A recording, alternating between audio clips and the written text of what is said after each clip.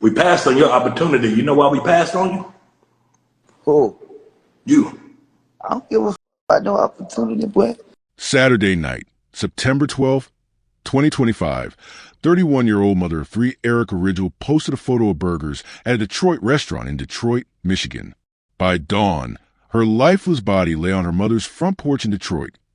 No explanation, no witnesses publicly identified, and no one yet behind bars. The social media post marked her last trace in daylight. What followed is marked only by silence and suspicion. Family members insist she overdosed. Neighborhood voices claim she was murdered. Her boyfriend isn't talking. Emergency services weren't called. Early forensic data remain under wraps. Questions stack. Who was she with that night? What shifted between her post and her death? And what happened during those hours? The scene offers no clear verdict, only shadows. This story charts a thin line between accident and intent, between abandonment and assault, and asks, what really happened to Erica Ridgell between the snap of a camera and the knock at a porch gate? Stay with us as we unravel this shocking story and uncover the heartbreaking details of what led to this senseless loss. Before we begin, let us know in the comments, where are you watching from? And what are your thoughts as the story unfolds? Welcome to True Crime Tales, where we reveal the crimes that shock communities and the secrets hidden behind closed doors.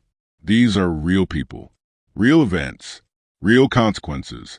Hit subscribe and turn on notifications. You won't want to miss what's coming next. Now, let's begin. Erica Ridgell was a 31-year-old mother of three, a lifelong resident of Detroit, Michigan. She was described by those who knew her as social, expressive, and active online. Erica's life revolved around her three children, whose names and ages have not been officially disclosed for privacy reasons, but family sources identified them as all under the age of 12. She lived in a working-class neighborhood in Detroit, an area known for its tight-knit community, but also for rising crime rates. Erica's social media presence reflected a young woman balancing motherhood, personal challenges, and social life. Erica attended local Detroit schools and was known in her community for her bright personality. She often shared photos of her daily life, meals, outings with friends, and time spent with her children. Her final post, a photo of a burger uploaded to social media on Saturday night, was ordinary, yet would later become a haunting timestamp marking her last known moments alive. Friends and acquaintances described Erica as a loving mother who occasionally struggled with personal issues. Some reports suggested a history of substance use, though nothing confirmed publicly indicated a pattern or dependency. Her romantic life was more complex. She was in a relationship at the time of her death with a man whose identity has not been formally confirmed by authorities but was known within her social circle. This boyfriend has remained publicly silent since her death, raising questions about what he might know. Erica's mother played a central role in her and her children's lives. Deeply rooted in her church, she was known as a devoted woman of faith. On Sunday morning, after attending service, she returned home to find her daughter's lifeless body on their front porch.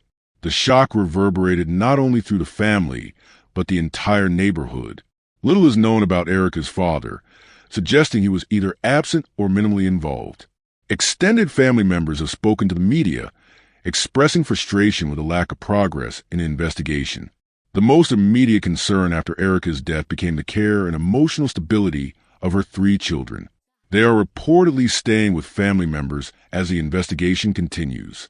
Erica's neighborhood lies within Detroit's East Side, a region often challenged by underfunded policing and a steady rate of violent crimes. Residents are used to seeing flashing lights and hearing sirens, but this case hit close at home. It happened right on a family's porch. Her social media accounts painted the picture of a young mother trying to enjoy life's small pleasures. The Saturday night burger post seemed harmless, but in hindsight, it became the last clue to trace her movements. She had friends who often partied, and some community members suggested she may have been with acquaintances that night in a casual gathering that turned tragic. The boyfriend's silence quickly became one of the most discussed aspects of the case. While no formal statement was made, the absence of his voice only deepened suspicion. Friends who knew both of them suggested tension in their relationship, though nothing public has indicated a confirmed history of domestic violence. Erica's last confirmed activity was her social media post of burger on Saturday evening. The timestamp places it between 9 o'clock and 10 p.m. The photo showed no unusual context, just food, taken likely at a restaurant or someone's home. It remains unclear whether she was dining alone or with others. According to unverified account from the community, Erica was seen leaving with friends later that evening. Witnesses claim she may have been in the company of her boyfriend and possibly others. Investigators have yet to confirm who she was last seen with. Between 11 p.m. and 2 a.m., Erica's phone activity reportedly ceased. Texts and calls went unanswered. Family members attempted to reach her, but received no response. It's suspected she was moving between locations, possibly with acquaintances. Some locals claim to have seen her vehicle passing through nearby streets, but police have not confirmed those sightings. Around 7 a.m., Erica's mother returned home from church. Upon reaching the porch, she discovered her daughter's body. Erica was found unresponsive, partially slumped near the front steps.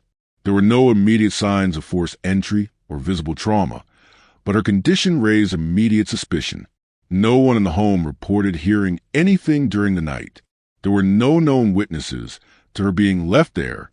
Authorities were called to the scene shortly after, and EMS confirmed that Erica was deceased.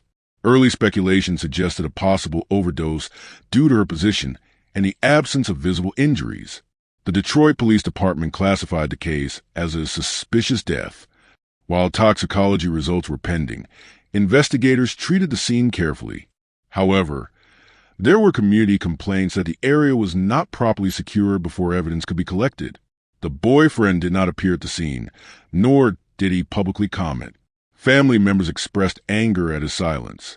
The lack of immediate arrests and the mixed narratives, some claiming overdose, others insisting on murder, quickly polarized the community. The autopsy report, though not publicly released in full, was expected to determine whether Erica's death was caused by an overdose or physical harm. Investigators collected samples for toxicology testing. If an overdose was confirmed, it could indicate she ingested substances before her death, but the location of her body raised red flags. If she overdosed elsewhere, why was she found on her porch? Scene investigators looked for surveillance footage from nearby homes. Cameras on adjacent houses might have captured vehicles or people approaching during the night. Police have not confirmed whether such footage exists. Erica's family maintained she was not suicidal and would not have taken dangerous substances voluntarily. Friends' stories have been inconsistent. Some said she was hanging out Saturday night. Others denied seeing her at all. The boyfriend's silence has become a major focal point. Was he protecting himself, or was he simply traumatized? Neighbors reported no sound of a struggle, but one recalled seeing a dark vehicle parked near the house before sunrise. Supporters of the overdose theory argue Erica may have consumed drugs unknowingly or recreationally, and that panic followed when she became unresponsive. Fear of arrest or police involvement could have led those with her to move her body to her home. Such action, however, would constitute tampering and potentially manslaughter. Others believe Erica was a victim of foul play. The theory suggests she may have been killed or injured elsewhere, then deliberately placed on a porch to stage an overdose. Motives range from personal conflict to disputes involving relationships or money. The handling of Erica's case reflects broader challenges in Detroit. Under-resourced investigations, community distrust, and the stigma surrounding drug-related deaths. Many residents argue that cases like hers are too easily dismissed as overdoses when deeper truths remain unexamined. As of now, no arrests have been made. The silence of those who may know the truth continues to shadow the case. On the morning of the discovery, Erica Ridgell's mother arrived at her front porch and found her daughter's body lying motionless.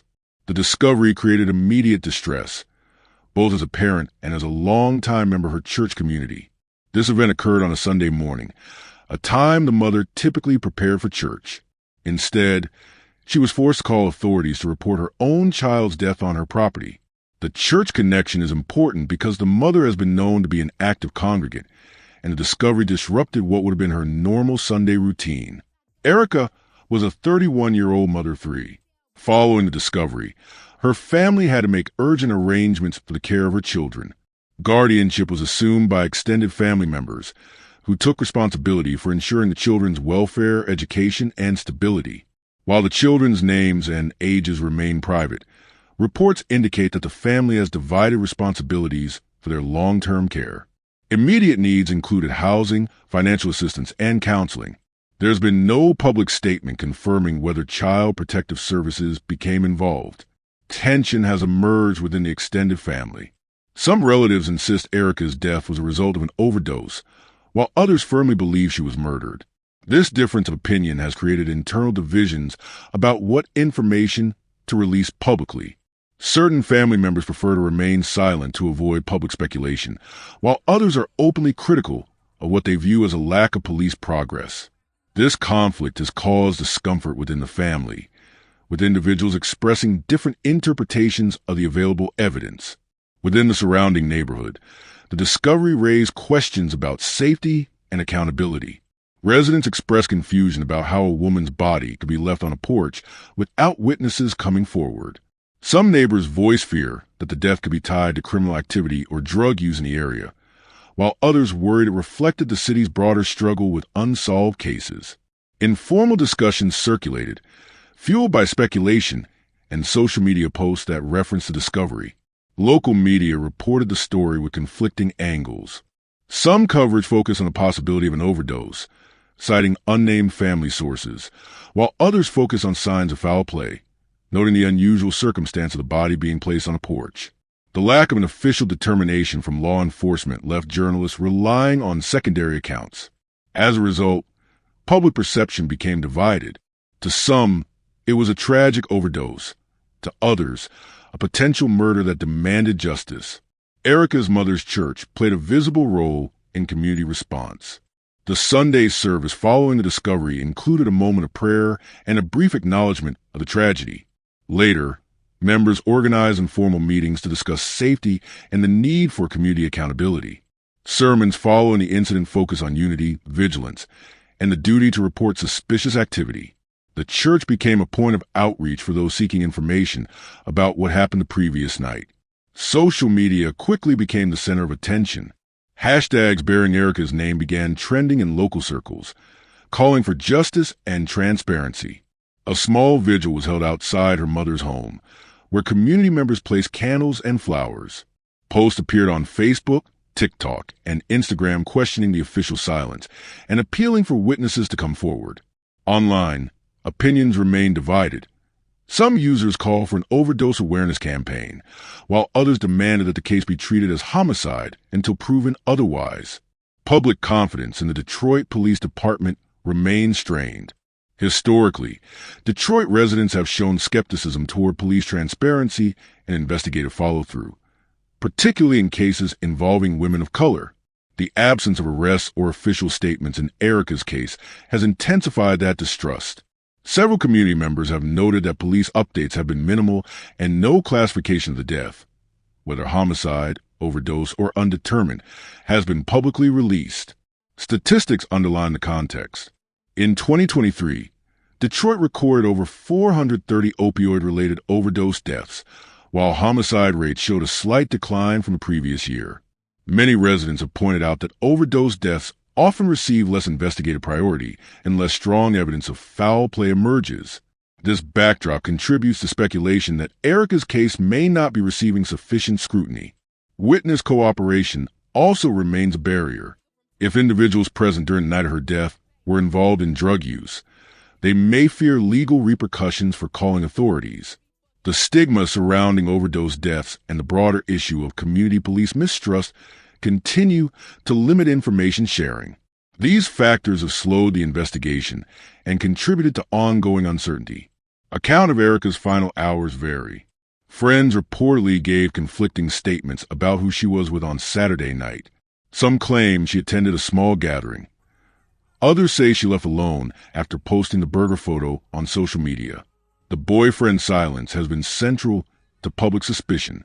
He has not provided a public statement or confirmed his whereabouts that night. Phone data could potentially clarify the timeline, but no official mention of such evidence has been made public. The discrepancy between statements and the lack of digital corroboration makes it difficult to establish an exact sequence of events leading up to her death. The last known activity from Erica was the burger photo posted Saturday night. Her body was discovered the following morning. The interval between those 2 points, likely several hours, remains unaccounted for. No surveillance footage, phone records, or eyewitness accounts have filled this gap. It is unclear when she died, who was with her at the time, or whether she was moved after death. The description that her body was dumped on the porch implies deliberate placement. In overdose cases, it is uncommon for a victim to be moved post-mortem unless others were attempting to conceal involvement. This raises questions about the intent behind leaving her body on the porch. Without an autopsy report, it is unknown whether she had visible injuries or defensive wounds. The lack of publicly released forensic data prevents confirmation of whether her death resulted from drugs, trauma, or both. The absence of a 911 call has become one of the most significant gaps. If she overdosed in company, someone could have summoned emergency medical assistance. No evidence has surfaced showing that attempt. There are also no publicly known leads or arrests. It is unclear whether police have obtained phone records, searched digital data, or recovered surveillance footage. Toxicology and autopsy findings have not been made public. Without this information, the official cause of death remains speculative. Theories have emerged about potential motives. If foul play occurred, the overdose explanation could serve as a convenient cover. Alternatively, an accidental overdose could have caused panic among those present, leading them to move the body to avoid involvement with law enforcement. Both scenarios would explain the silence of potential witnesses. The boyfriend's lack of response adds to public suspicion, though no direct evidence implicates him. The burger post, likely time-stamped and geolocated, could provide crucial data about her location before death. However, those details have not been verified. The post's comment section has become a hub for speculation, with users interpreting it as either her final casual moment or a clue to her whereabouts. Social media has both fueled public attention and distorted facts, with unverified claims spreading faster than official updates. As of the latest information available, there has been no official statement confirming whether Erica's case is classified as homicide, overdose, or undetermined death. No suspects or persons of interest have been named publicly. No arrest records related to her death have been disclosed. The case remains open without visible progress or public updates from the Detroit Police Department. There is no public record of autopsy or toxicology reports being released. Michigan law allows inquests in ambiguous deaths, but no documentation indicates that one has occurred. No civil or criminal filings, including wrongful death suits, have been recorded. If depositions or subpoenas exist, they have not been made available to public. The case has received sporadic local coverage but limited mainstream attention. Community-led vigils and small fundraising efforts have continued to appear online. Activists have used the case to highlight larger issues of overdose response and the lack of homicide accountability in Detroit. Several petitions have called for police transparency and updates. Erica's mother has made brief public remarks appealing for information. Family members continue to post updates online, urging anyone with knowledge to come forward. The children remain in the care of relatives. Discussions about long-term educational and financial support are ongoing, though no official foundation or fund has been documented. The family continues to seek clarity, requesting that law enforcement release full findings from the investigation. The death of 31-year-old mother of three, Erica Ridgell, remains under investigation. The circumstances of her discovery, lying lifeless on her mother's front porch in Detroit, have generated multiple theories regarding how she died. The case lacks clear direction, but the evidence gathered allows for structured analysis through three possible scenarios: overdose, homicide, or a hybrid of both. Each presents distinct implications regarding time, motive, and accountability. The overdose theory suggests that Erica's death resulted from substance use, accidental or intentional, followed by her body being moved after fact. Reports from individuals close to Erica indicate a possible history of substance use. Witness statements reference prior occasions of recreational drug activity in small social settings. Toxicology results, though not publicly confirmed, were said to be pending at the time of early reports. There were no signs of forced entry at any associated location, and preliminary police statements did not cite immediate evidence of violence. These factors support the potential that Erica overdosed while in private company, with no external assault or burglary component. Witness accounts also mention she was last seen with known acquaintances rather than strangers. This narrows the environment of the incident to a controlled, familiar space. In overdose deaths, absence of trauma, struggle, or clear physical assault indicators can support a non-homicidal cause. Despite the overdose theory's plausibility, several inconsistencies weaken it. First, the body's positioning, found on the front porch of her mother's home, suggests deliberate relocation. Overdose victims are generally found in the location where the medical emergency occurred. There is no verified explanation as to how her body arrived there, nor has anyone admitted responsibility for moving her. Secondly, the lack of a 911 call or EMS response raises critical concerns. If an overdose occurred among others, the standard Good Samaritan protection in Michigan would shield callers from certain drug-related charges. The absence of any emergency call implies potential fear, guilt, or intent to conceal circumstances. Finally, timeline inconsistencies remain unresolved. The gap between the last social media activity, the burger photo posted Saturday night, and the discovery of her body early Sunday morning is several hours long. Without witness confirmation of the intervening period, it remains unclear whether she died where she was or elsewhere before being relocated. Taken together, the overdose scenario leaves too many logistical and behavioral gaps. The theory is possible but incomplete without toxicology confirmation and verification of body transport. The homicide theory contends that Erica was killed by another individual, and her body was placed on the porch to disguise the act or deflect suspicion. The strongest indicator supporting homicide is the dumping of the body. The act of moving a deceased person signifies awareness of death and intent to manipulate the scene. This is inconsistent with accidental overdose reactions and points toward concealment behavior. The boyfriend's silence also fuels suspicion. Publicly, he has not commented or participated in statements to clarify his whereabouts or last interaction with Erica. In cases involving domestic or intimate partners, such silence often draws investigative attention. Additionally, community sentiment leans heavily toward foul play. Local residents claim Erica had recently been involved in disputes or toxic relationships, though none have been confirmed in police records. Physical evidence could strengthen the scenario if signs of defensive injury, bruising, or post-mortem movement are verified by forensic examination. The absence of visible trauma in early reports does not eliminate homicide. Smothering, strangulation, or poisoning can occur without external signs. The homicide theory faces evidentiary deficiencies. There have been no arrests, no official suspects named, and no confirmed motive. Without forensic data pointing to external harm, homicide remains a speculative but socially reinforced assumption. Law enforcement's classification of the death as undetermined pending autopsy results prevents definitive placement within the homicide category. Another weakness is the lack of witness corroboration. No one has reported seeing an altercation, transport of the body, or unusual vehicle activity outside the residence. Without surveillance footage or direct witnesses, prosecution under homicide statutes would be challenging. Motive theories include domestic conflict, substance debt, or accidental death during confrontation.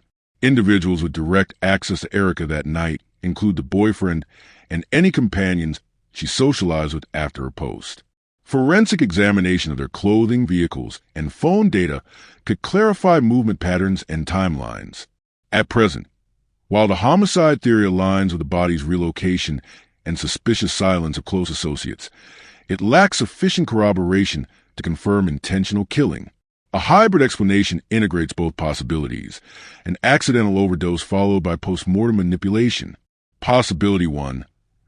Erica overdosed in the presence of others.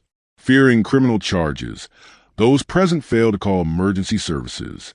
As panic escalated, they decided to move her body to a familiar location, her mother's porch, to stage the scene as a sudden collapse or discovery outside.